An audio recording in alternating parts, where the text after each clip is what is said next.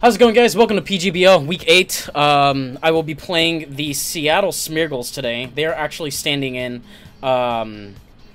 instead of the New York Grumpigs. The New York Grumpigs actually had to drop, unfortunately, because of some scheduling issues. But they're filling in with roughly the same team. They were allowed to make a few switches. I'm not sure if they're allowed to make complete switches. I'm pretty sure they would be allowed to. But they do inherit the old win-loss record of the person that they were going against, as well as, you know, they got some stuff. So,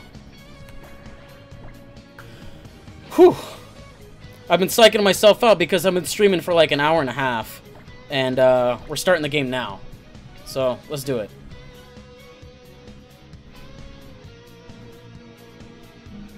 But fun fact, this is not going to be what we are doing. This is not the song we're gonna be doing.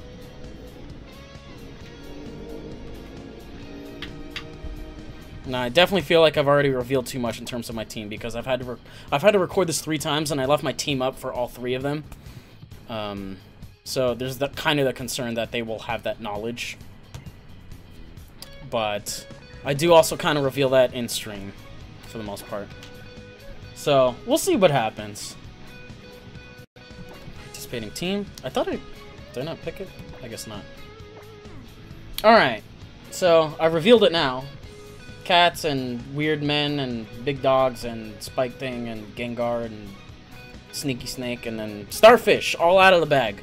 That's what we're using. We're using Silvally, Medicham, Fairthorn, Gengar, Zygarde, and Starmie. Type Unsylvally to be revealed. I cannot. I had somebody ask me. They were like, "Yo, why don't you put the type of Silvally in the thing?" It's just like, ugh. There's like so many different sprites I gotta download. Interesting. One of the mons I was like super scared of is actually not here. And there's like no water types. Okay. Interesting. I can dig it.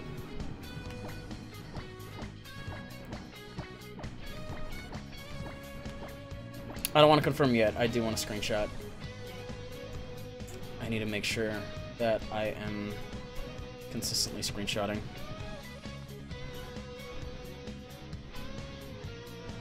I don't remember if it was Latias or Latios. I might have been reading wrong in the sheet. I feel like I had to worry more about Latios. Maybe there was a there could have been a typo in the sheet, honestly. The doc does say Latios, but I don't know. I don't mind. Doc does say Latios. I'll just play it out anyway. Doesn't make too much of a difference to me. I don't know if anybody... I don't remember if... I think Latias did get freed up by Sweet Banana Gaming, so...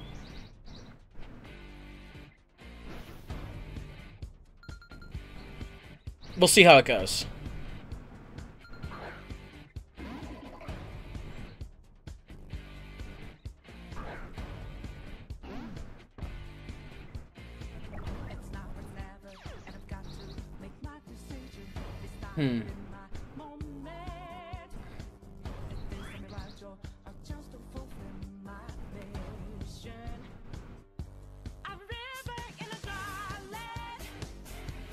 Doesn't make any sense not to do this now.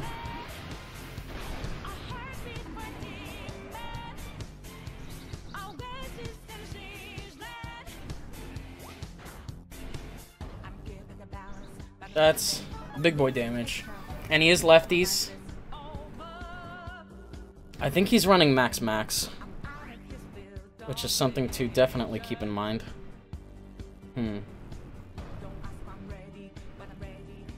Let's take a look at what he has.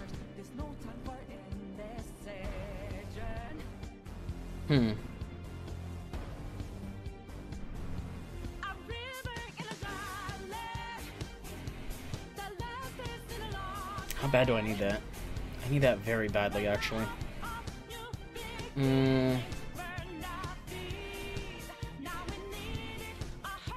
Where's my flex here? This is a tricky turn. I think, unfortunately, this boy is my flex room.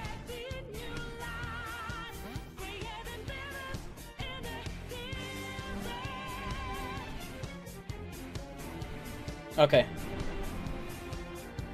That should be okay.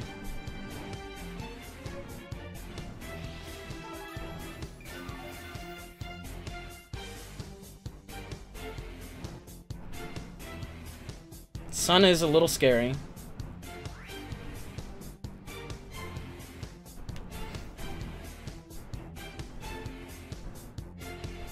But let's see if he gets locked in on Solar Beam, shall we?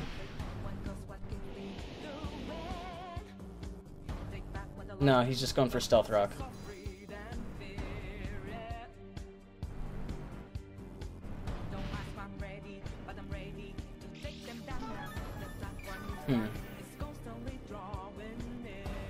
So he's got Stealth Rock, Will-O-Wisp. That's all I've learned. He just got Hazards up. Not a terribly big deal.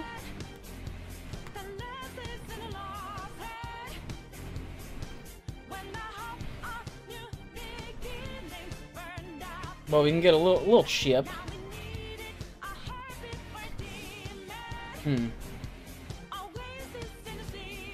But let me show you a little desert here.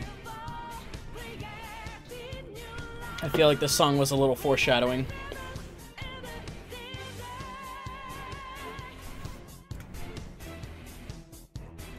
I picked a really big loop. I think we'll be okay. This is an hour-long loop. I do need to keep my damage calc up. I need to keep my screenshot up. Okay, so the cool thing here is he has a pretty good amount weak to this Silvally. Helioliska's weak to it, Terrakion's weak to it, Entei's weak to it.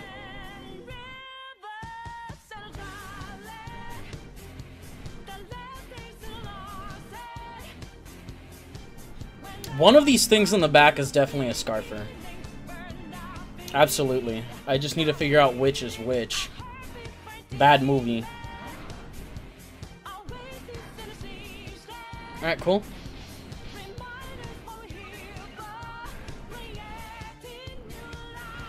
Little chip. Little chip. Lefty's Latias.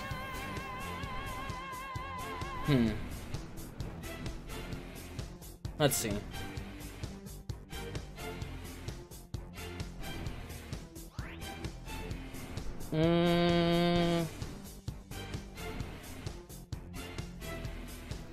Nothing wrong with this for now. So it's good to know it's lefties and not Soldio. And not Z-move, definitely. And he's very bulky if I'm faster. He's a very bulky Latias.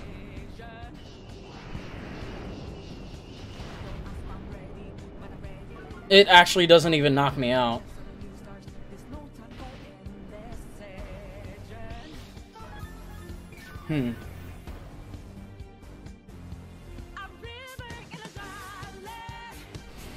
Now, the thing I'm kind of curious. Nah, I might as well. We're still very early game. I don't need to overthink this stuff. You know, we're trading. We're trading some HP right now. And honestly, the information I've learned about Latias being slower than Silvally is really valuable.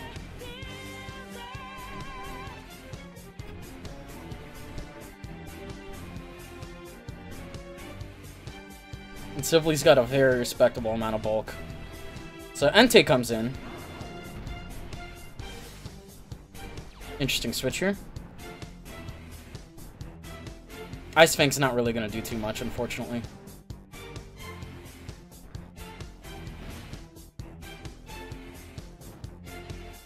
I think E-Speed will probably do the trick.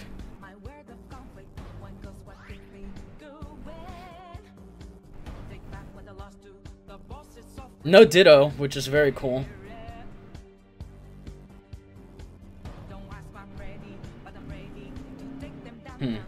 Nice little chip on it, and a little chip. I don't have enough information on Entei, though.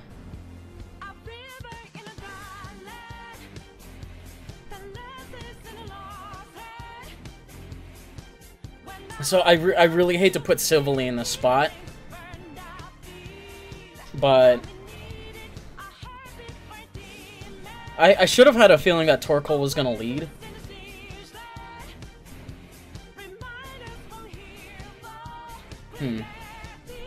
No information on Entei at all.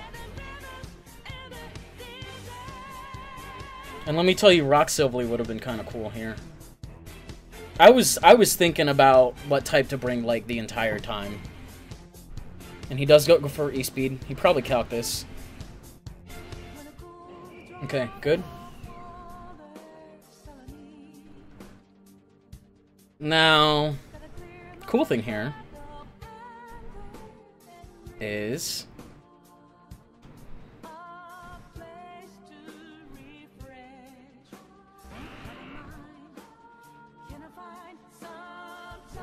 I can get a free hit. This is absolutely free.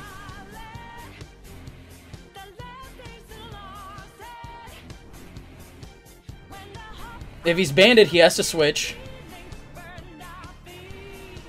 The only thing I'm thinking of is if he's assault vested. Assault vested did just cross my mind.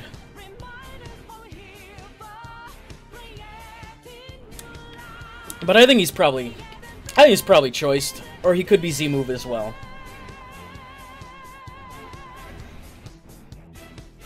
Anything but Assault Vest puts me in a good spot.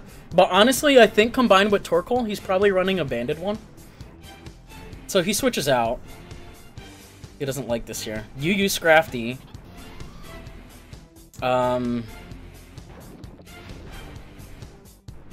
Alright. We take it.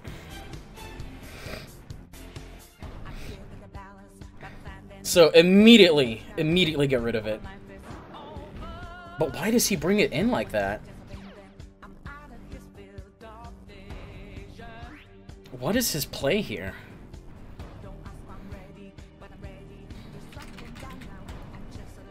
Why does he bring...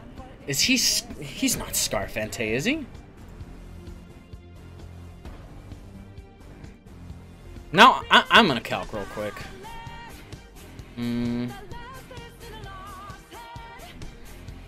That's not doing nearly enough.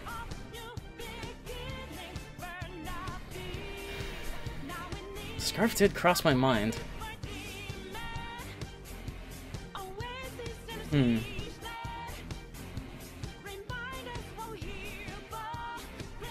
I still think Gengar at this point in the game is too valuable. He could just go for a Sacred Fire. If he goes for Crunch, then that kind of opens up the way for something. Okay, so he was not scared to go for Flare Blitz there. I wonder if he is Scarf. That's a lot of damage.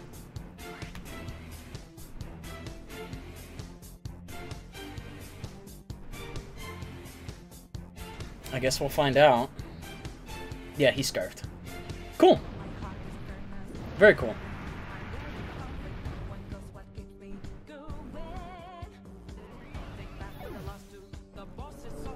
Thankfully, I didn't lose too much to make it happen. It does put me down one, but I did get rid of his Heliolisk, which is his Hyper Voicer. So he has Scarf and E-Speed.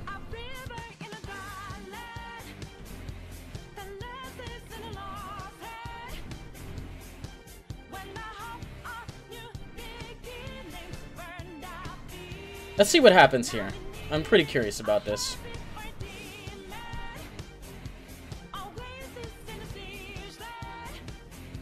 Because we did confirm Scarf, which definitely got us a nasty surprise here. I think I feel like he's running Blizz just for the extra firepower.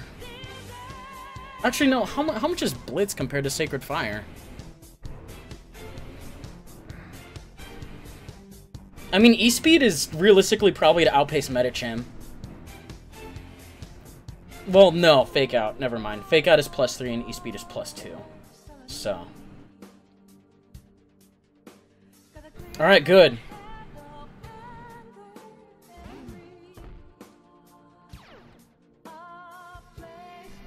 Not too scared of this thing, after all.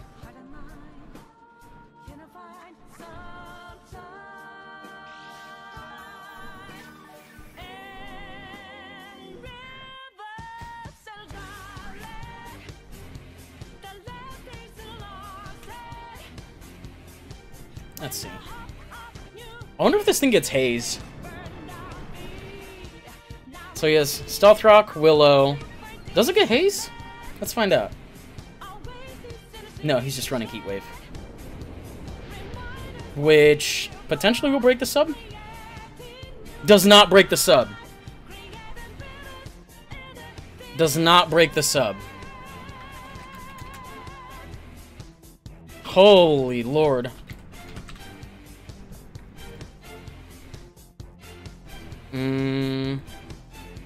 +1.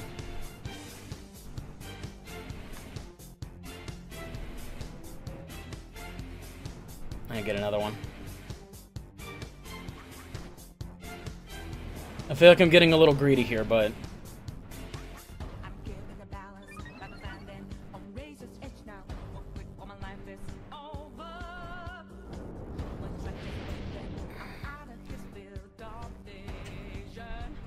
Okay, so that does break the sub here. I realistically have no reason not to do that again. What could Torkoal possibly do?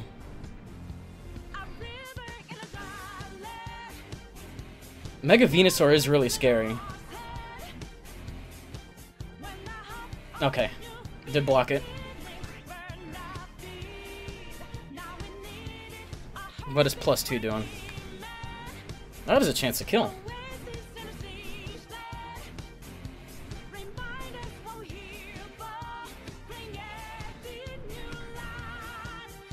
That has a pretty favorable chance to kill.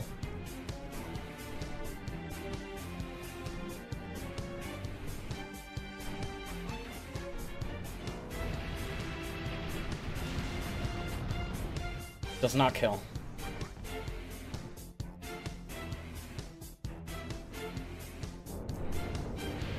I don't think Heat Wave might have a chance.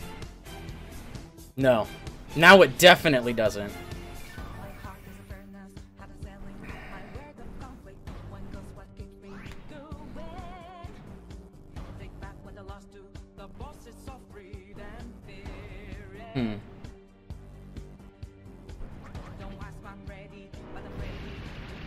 So my main concern at this point is probably a Sash Terrakion.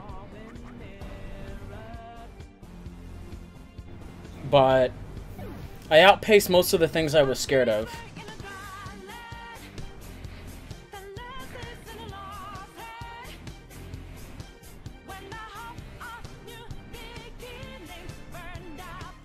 I wonder if we'll see Mega Venusaur right now. Phobos. Phobos is more than likely a Sash Terrakion.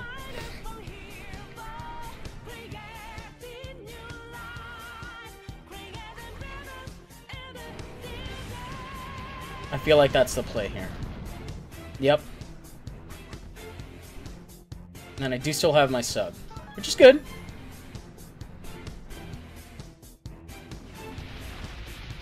So that breaks the sub.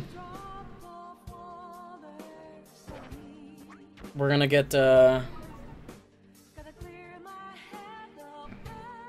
good mileage here. And I don't know how much extreme speed from Entei will be doing to me.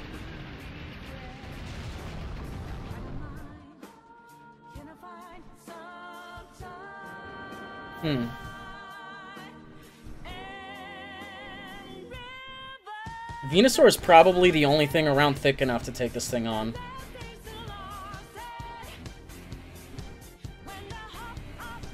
Because Entei, even though it's an adamant Entei, I don't think it has, you know, the ability to take me out from half.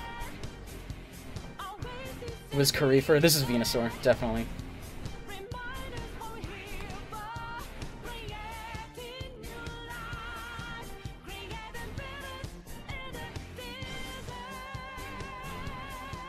Alright, are you a physically defensive Venusaur? I wonder. Wait, I thought Megas were supposed to go first. Interesting.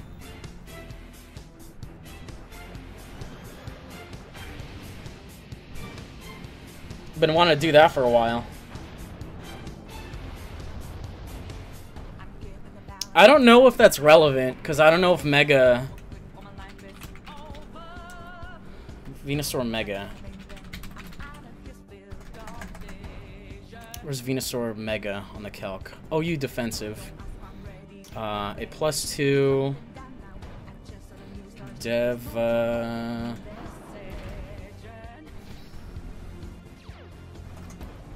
Devastating Drake.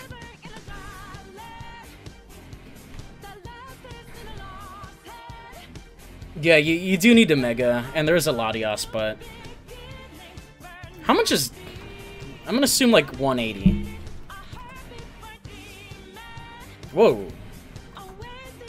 At +2, Devastating Drake was an OHKO even on defensive Mega Venusaur, doing a minimum of 115%. So whether or not he Mega'd would have been irrelevant here. Actually, no, wait, that's at 88 defense. Let's assume bold. If he was bold, I had a 50% chance to OHKO. If he was bold, max.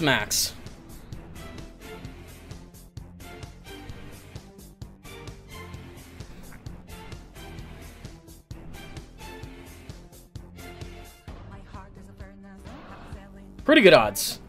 That is a coin flip I would take any day. And then I just really want to be sure I knock him out.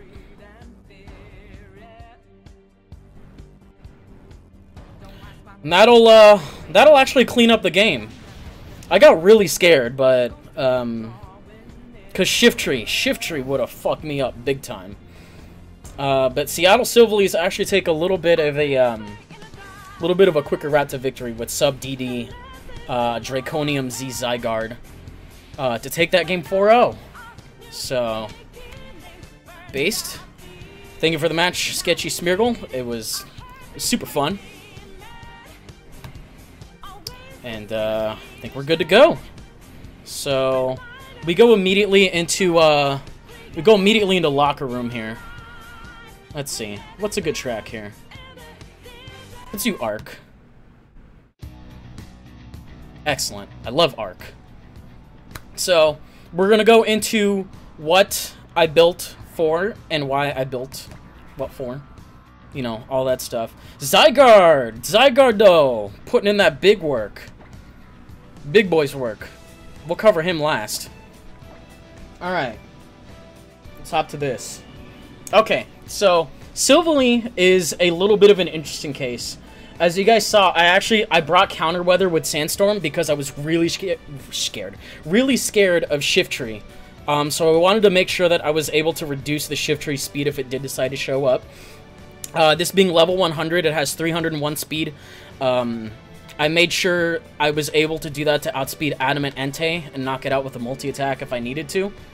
And then Ice Fang was there for coverage for Latios or Latios. I think the doc said Latios. I'll have to talk to Rude about that, but honestly, it did not end up mattering. Because I think worst case scenario, this thing would have died sooner, and then, you know, it probably would have been a very similar outcome with maybe a couple more turns. But I had SE, ground, that was a ground type, Silvally, so we got multi-attack Ice Fang. Didn't do too much this game, unfortunately, but it worked out okay. Mega Manicham, all he literally did was this. That's it, he clapped and left. He didn't do shit. He faked out, put my Silvally in danger, it didn't fucking show up again. But if you must know, he was adamant, And, yeah, Adamant Calcs against his team were just really good. Really, really good. They went from being rolls to just being straight kills. Like, it was absolutely ridiculous. Ferrothorn, I actually had Protect on here to scout for HP Fire. I had Thunderwave for a lot of his faster mons as well. The one thing I did have to worry about was Heliolisk, you know, Thunderwaving that potentially, and then it having Hidden Power Fire in the sun. Would have been pretty nasty. I had Stealth Rocks because I wanted to put hazards on it somewhere, and, you know, Stealth Rocks being best hazards in the game, might as well. Whip was on here for water types in case he decided to bring them. But I do think that, I think his Latias was the reason that he was having a little bit of time, you know, working that stuff out. So, Gengar with Specs, as you can see, getting the, it did kill off Heliolisk, which, believe it or not, was actually really, really, really important in getting Zygarde set up, because Heliolisk do like to run Hyper Voice oftentimes, which will go through the sub, hit my lower special defensive stat, and completely do a huge amount of damage. And if it was a Scarf Heliolisk, then, you know, that would have been damage I did not need to take. So the fact that Gengar actually knocked it out meant, hey, you know what? If I get a sub, I have a pretty good shot at this. So Gengar really only hit one thing, but it really only needed to hit one thing. Anything else beyond that was bonus. So Zygarde, as you can tell, was the real star of the show. Nothing inherently important about this set, as far as I can tell you guys. It was sub DD with dual stab. Dragonium Z was an idea because you don't necessarily want to be locked in on Outrage. I learned this in week 4.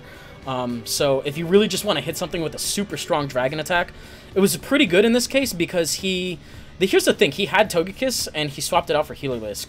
So as soon as I saw that swap happen, I realized Zygarde is just completely open. I think out of his 7 members on his roster chosen, or no, out of his like 11 to 12, 7 of them were weak to ground.